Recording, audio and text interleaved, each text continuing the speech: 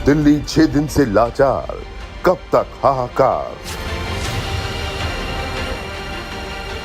थोड़ी स्थिति बेटर लग रही है अगर आप कल पर नहीं, कोई स्थिति नहीं बेटर नहीं है मैम, हालत खराब ही है, काफी ज्यादा खराब है। बाढ़ की मारी दिल्ली बेचारी, आखिर कब तक ये लाचारी। आईएसबीटी के हालात देख सकते हैं, चारों तरफ पानी है, बसेज यहाँ पर नहीं पहुंच सकती हैं। यमुना में पानी हुआ कम, लेकिन दिल्ली फिर भी बेदम। सर क्या निकल पा रही है आराम से यहाँ से बाइक? नहीं मैडम, मेरी तो बंद हो गई गाड़ी। बाढ़ पर सियासत जमकर लड़ रहे नेता अफसर।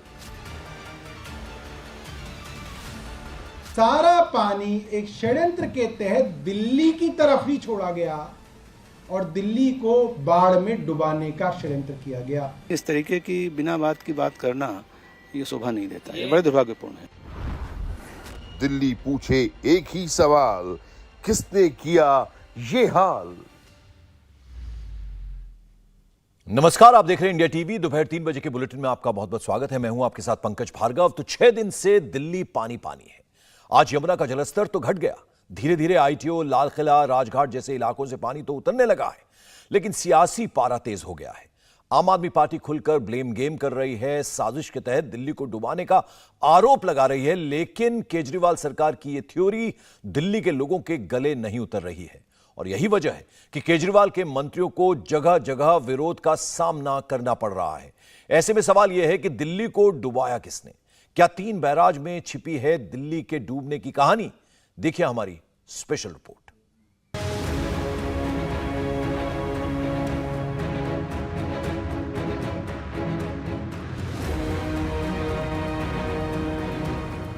क्यों डूबी दिल्ली? कौन है जिम्मेदार?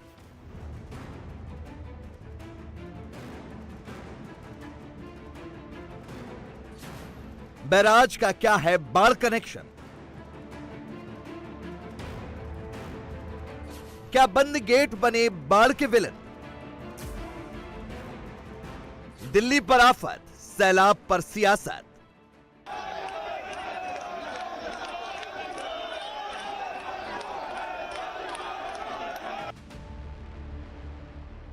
राजधानी दिल्ली पिछले 6 दिनों से पानी पानी है। यमुना बाजार हो या लाल किला, आईटीओ हो या अक्षरधाम, हर तरफ पानी ही पानी नजर आ रहा है। बाढ़ से दिल्ली के लोगों का गुस्सा बढ़ता जा रहा है। दिल्ली सरकार के मंत्री सौरभ भारद्वाज को भी लोगों के गुस्से का सामना करना पड़ा। वे मयूर विहार इलाके में एक राहत शिविर का निरीक्षण करने पहुंचे थे, जहां उनके खिलाफ जमकर नारेबाजी की गई। गुस्साए लोगों ने चोर है के नारे लगाए।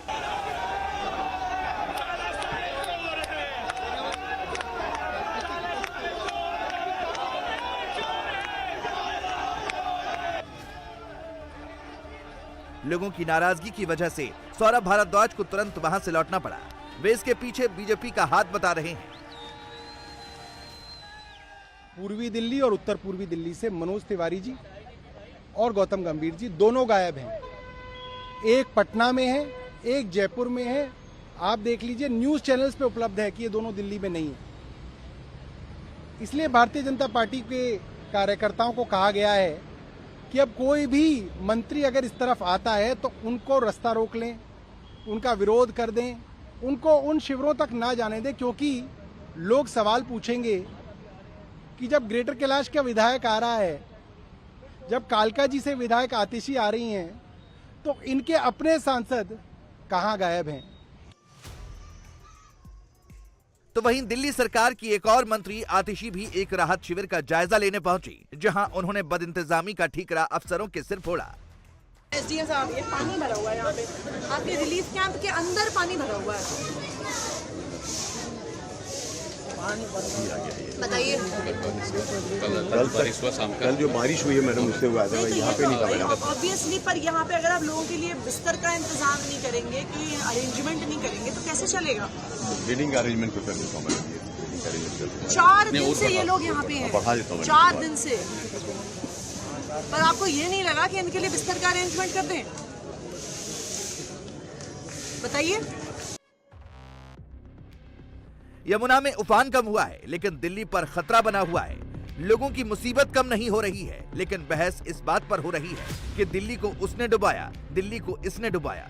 केजरीवाल सरकार दिल्ली में बाढ़ का ठीकरा बीजेपी शासित हरियाणा पर फोड़ रही है। पहले हथनीकुंड बैराज से पानी छोड़ने को लेकर, फिर आईटीओ बैराज की बदइंतजामी को लेकर। हरियाणा मान नहीं रहा था कि उनका है। अब तो हरियाणा के मुख्यमंत्री ने इसकी जांच के आदेश दे दिए। तो अगर जांच के आदेश उन्होंने दिए तो जाहिर सी बात है उन्हीं का है, उन्होंने मान तो लिया, ये तो बहुत बड़ी बात है और उन्हीं का था। हमने तो कई पत्र लिखे हैं जिसके अंदर दिल्ली गवर्नमेंट ने कहा, उनको जल बोर्ड ने भी कहा कि ये जो है बराज है आप हमें दे दीजिए, क्योंकि हरियाणा कैसे मेंटेन कर पाएगा। It is difficult for them कि वो यहाँ दूसरे राज्य में एक मेंटेनेंस कर पाएँ। तो मुझे लगता है कि इस बार अब दोबारा हम केंद्र सरकार को लिखेंगे कि केंद्र सरकार इंटरवीन करके इस बैराज को जो है दिल्ली को दिलवाए। हरियाणा गवर्नमेंट के ऑफिशियल्स का कहना है कि इसकी मेंटेनेंस का खर्चा दिल्ली सरकार को देना है, जबकि दिल्ली सरकार ने 5 साल से नहीं। ये तो झूठ बात है। आप बताइए, उन्होंने एक चिट्ठी लिखी हो, अब दे दिए क्या हमने पैसे? अब क्यों काम हो रहा है? अभी भी तो नहीं दिए पैसे। फिर ये सिर्फ कहने की बात है। आइए आपको बताते हैं कि आखिर दिल्ली की बाढ़ के लिए बैराज का क्या कनेक्शन है। सबसे पहले बात दिल्ली के बैराज की करते हैं। दिल्ली में 3 बैराज हैं। पहला वजीराबाद बैराज, जिसका मेंटेनेंस दिल्ली सरकार के पास है। दूसरा आईटीओ बैराज, जिसका मेंटेनेंस हरियाणा सरकार के पास है। और तीसरा ओखला बैराज, जिसका जिम्मा यूपी सरकार के पास है। हरियाणा के हथनीकुंड से जब पानी छोड़ा जाता है तो सबसे पहले वजीराबाद बैराज तक आता है। उसके बाद यहां से पानी आईटीओ बैराज होते हुए ओखला बैराज को जाता है, जहां से फिर यूपी में प्रवेश कर जाता है। अब दिल्ली में फ्लड के लिए सबसे बड़ा विलन आईटीओ बैराज को बताया जा रहा है, क्योंकि आईटीओ बैराज के 32 में से 5 गेट बंद थे, जिसे खोलने के लिए पहले आर्मी को बुलाया गया।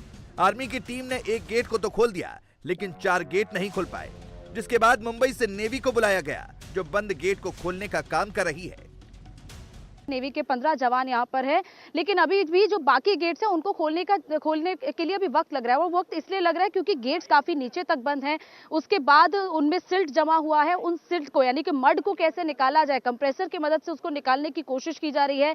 इसके अलावा किसी का कुछ गॉज खराब है, इसके अलावा कोई ऐसा गेट है जो कि कितने सालों से नहीं खुला, जिसकी वजह से उसको खोलने में दिक्कत आ रही है। इन सारे चैलेंजेस को पार करते हुए इस वक्त टीम जहाँ पर काम कर रही है। आप देख रहे हैं इस पूरे ब्रिज पर आपको तमाम जवान, तमाम ऑफिशियल्स तैनात दिखाई देंगे। यहाँ पर बड़ी क्रेन लगाई गई है। एक तरफ के रोड को भी बंद कर दिया गया है ताकि मुश्किल ना आ पाए इस पूरे काम में। लेकिन अभी भी चुनौती सबसे बड़ी यही है कि कैसे भी इसको खोला जाए। थोड़ा सा आपको अंदर जाके दिखाने की कोशिश करेंगे, लेकिन हालांकि रोका जा रहा है क्योंकि इसमें बड़े बड़े गड्ढे हैं, काफ़ी और मुश्किल आ सकती है उनके काम में भी। ऐसे में खतरा भी हो सकता है ऊपर जाने का, इसीलिए यहाँ पर रोका जा रहा है। लेकिन यहाँ पर तस्वीर आपको दिखाई जाए किस तरीके से वहाँ पर आर्मी और नेवी के जवान तैनात हैं। सवाल ये है कि आखिर आईटीओ बैराज के 5 गेट जाम क्यों हुए? गाद और सिल्ट हटाने की जिम्मेदारी किसकी थी? इस पर सियासत भी हो रही है। आम आदमी पार्टी इसका ठीकरा केंद्र पर फोड़ रही है, तो वहीं बीजेपी केजरीवाल सरकार को जिम्मेदार ठहरा रही है। लेकिन इंडिया टीवी की टीम ने जब ये जानने की कोशिश की कि आईटीओ बैराज के 4 गेट क्यों बंद हैं, तो बड़ा खुलासा हुआ है। जो बातें सामने आई उसके मुताबिक गेट नंबर 1 से लेकर 4 तक के सामने जमीन पर अतिक्रमण है। यहाँ पर खेती की जाती है और नर्सरी है, जिसकी वजह से यमुना का दायरा कम हो गया। एक गेट की चौड़ाई 40 फीट है, यानी 160 फीट का अतिक्रमण हुआ है। अतिक्रमण की वजह से पानी का बहाव नहीं आ रहा है और पानी गेट को क्रॉस नहीं कर पा रहा है।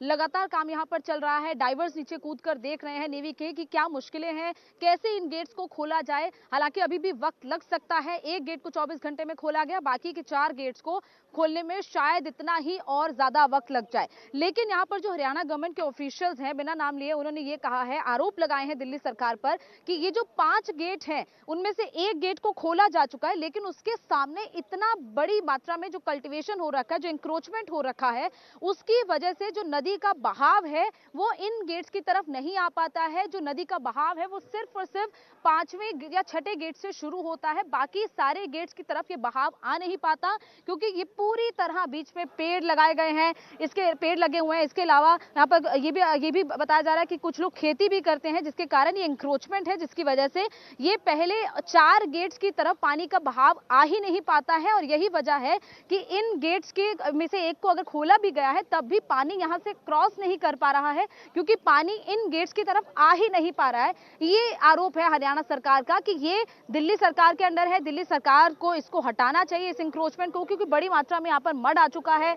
मड की वजह से यहाँ पर जो पूरे पेड़ पौधे हैं वो सब यहाँ पर उगे हुए हैं। इसके अलावा यहाँ पर कुछ लोग खेती करते हैं और ये सारे आरोप इस वक्त हरियाणा गवर्नमेंट के ऑफिशियल्स की तरफ से लगाए गए हैं कि इसमें दिल्ली सरकार कसूरवार है। और इसीलिए ये देखिए, एक गेट जो पहला नंबर का गेट जो कल खोला गया 24 घंटे लगा की मशक्कत के बाद जिस गेट को खोला गया, उसके आगे भी पानी इस वक्त बिल्कुल स्टैंड स्टिल है, यानी कि रुका हुआ पानी है, पानी का फ्लो नहीं हो रहा है। जबकि आप पांचवें गेट के बाद जो सारे गेट्स देखेंगे वहां पर जो बहाव है वो बिल्कुल नॉर्मल बहाव है। पीछे से जो पानी आ रहा है वो नॉर्मल आगे गेट्स को क्रॉस करते हुए आगे जा रहा है।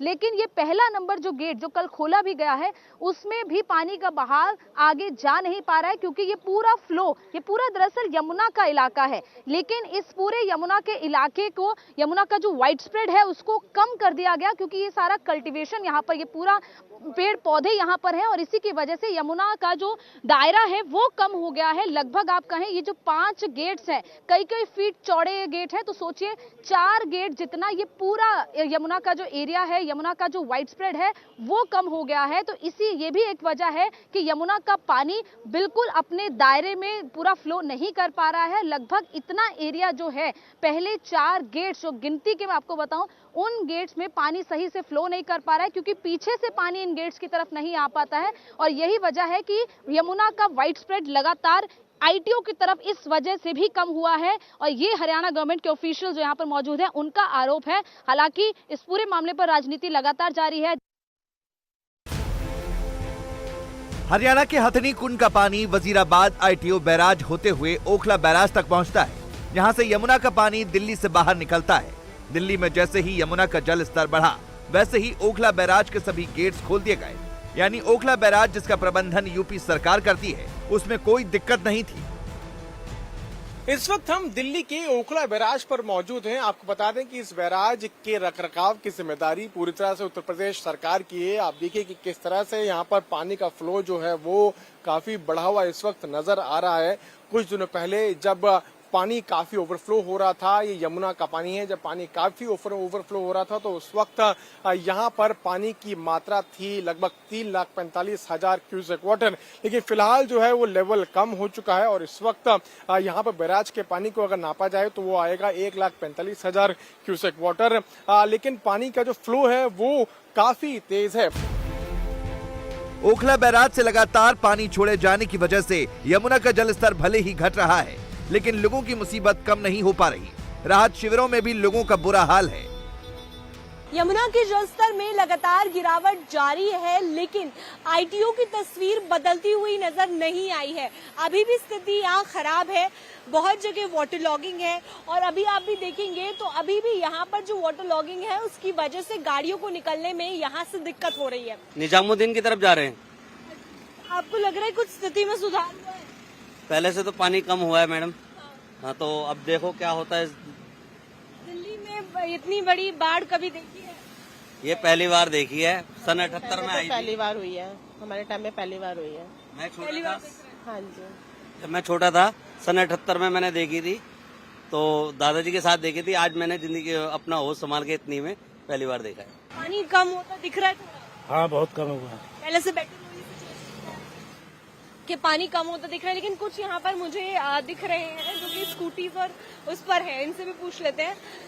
सर, क्या निकल पा रही है आराम से यहाँ से बाइक? नहीं मैडम, मेरी तो बंद हो गई गाड़ी। बंद हो रही है अभी? हाँ।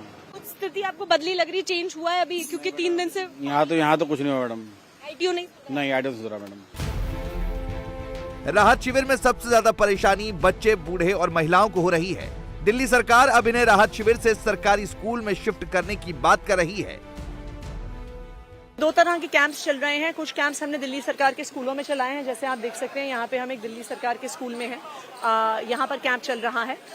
कई कैंप्स अभी भी यमुना के किनारे टेंट्स में चल रहे हैं। हमारी ये कोशिश है कि ज़्यादा से ज़्यादा लोगों को हम स्कूलों में शिफ्ट कर सकें, क्योंकि यहाँ पे पक्की बिल्डिंग है, टॉयलेट्स का इंतज़ाम है, पानी का इंतज़ाम है, बाथरूम्स का इंतज़ाम है।